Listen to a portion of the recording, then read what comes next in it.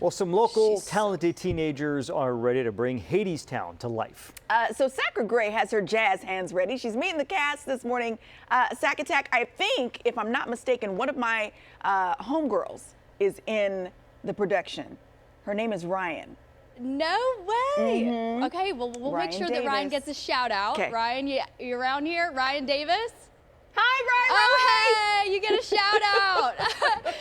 Okay, well, we love the hometown connection. So this morning, I am meeting all of the talented teens in Hadestown Teen Edition. Now, this company is called The Stage, and all of these wonderful actors and musicians, they are teenagers, and they're putting on a professional level production. So before we get to the opening number, I'm joined with Tanner, aka Hermes, in this production. Okay, Tanner, I'm a musical theater buff, and this is the one musical I haven't seen yet. Can you walk me through what this opening number is setting us up for? So this opening number is just us setting the stage for what the story itself is. This is a retelling of an ancient Greek tragedy, and this is just a new way that we're telling it, and it's just telling the story. And so Hermes, your role in this is the narrator throughout the course of the show. Yeah. What's that role and responsibility been like, and what did the preparation look like for that? It's been a lot more than I actually expected it to be. I'm in almost every single song, but it's a little bit rough because as a narrator and a part of the actual story itself, I have to switch between narrating and actually interacting with the characters throughout. And it's a very emotional show, and it's just a lot of emotional strain. It's a Greek tragedy, guys. Not to give any spoilers away, but if you're expecting to, stand up and laugh at the end, ain't gonna happen. You may leave in tears, but okay. So Tanner, aka Hermes, I'm gonna leave it to you guys. Let's cue the music and let's see what this opening number looks like. So this is called Road to Hell. In the meantime, I'm joined with Andrea Faria, the artistic director of this production. So Andrea, tell us a little bit about what it was like working with these kiddos.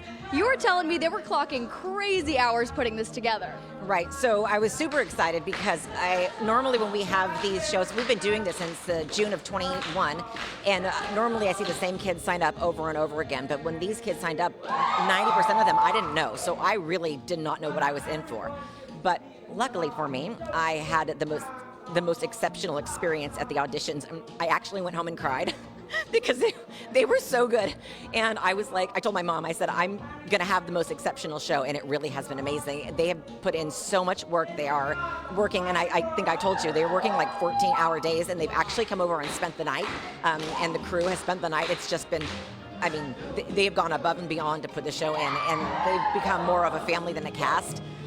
They're spending even waking moments outside of the cast and practice together, and dinners and overnights, and I mean, it's been so intimate and wonderful and lovely, and you can see the chemistry on stage it's palpable. It's wonderful. I love it. It's been a great experience. Yeah. And today is opening night, so hate to make them wake up so early on opening night, but tell me a little bit, if people want to buy tickets or people want to come out to the show, how can they do that? They can go online, and it's thestage.art, A-R-T, and you can do that, or you can come to our, you can come by them here. It's 511 5th Street in Lincoln. It's right downtown, and there's lots of places to eat here too if you want to stay and eat after, or you want to eat before. So you can make a whole night of it, and yeah, so there's a lot of options. But yeah, thestage.art, and if you have questions, you can call me 258-2082. Oh, 916-258-2082. But yeah. Well, perfect. So if you want to come out and support these talented students, these talented teens, come on out, come see the show, and take a trip to Hadestown.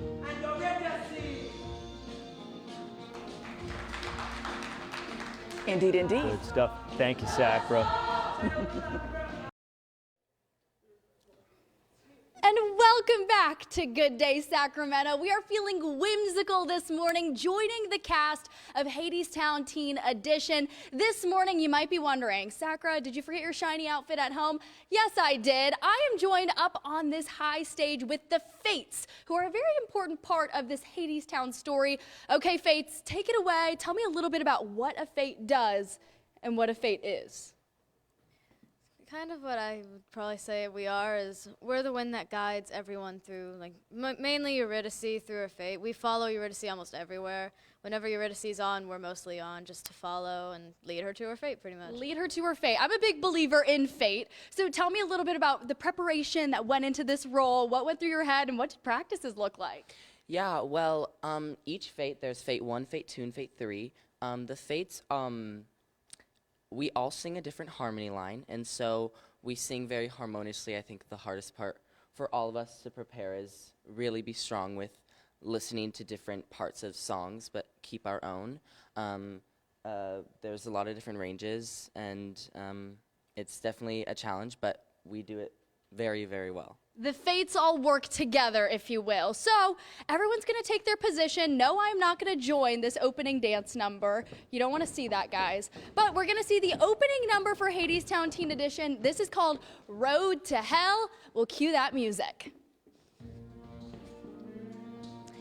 In the meantime, I'm loving to chat with all of these teens this morning. There's a very talented cast that puts this together. I'm joined here with Michaela, who plays Eurydice. We were struggling with that name this morning. By we, I mean me. Michaela, tell me a little bit about your character. So I play Eurydice, who is the love interest of Orpheus, who is the muse. And she is basically his counter. She's seen how the world is, she's damaged by the world, and so she kind of struggles to fall in love with Orpheus. But when she hears him sing, she immediately falls in love with him. And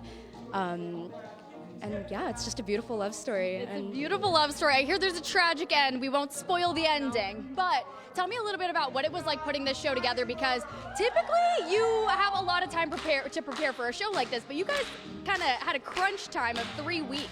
Oh yeah, it was a super quick process, a very quite stressful one, but what really pulled us together was the fact that we have such a supportive crew and such a supportive cast, and really just getting to bond and work together and push through really helped, because I'm just so grateful to have a cast that is just able to take a note and just immediately go with it. Okay, opening night is tonight. Tell me about nerves, anticipation going into today. Oh, there are definitely a lot of nerves for me, especially since this show is my favorite show ever, like my favorite musical ever, and I'm so grateful to be part of it. And also, you know, just the quick pace that we had to put this time together, or put the show together.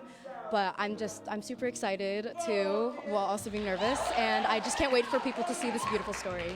Well, perfect. If you would like to see these teens take the stage, you can buy tickets at thestage.art, or you can buy tickets at the door. So come on, check out the show in Lincoln, and maybe if you got a kiddo that's interested in musical theater, they can be a part of the stage as well. Little eyes are always watching, and little eyes are always getting inspired, so I'll leave you with this.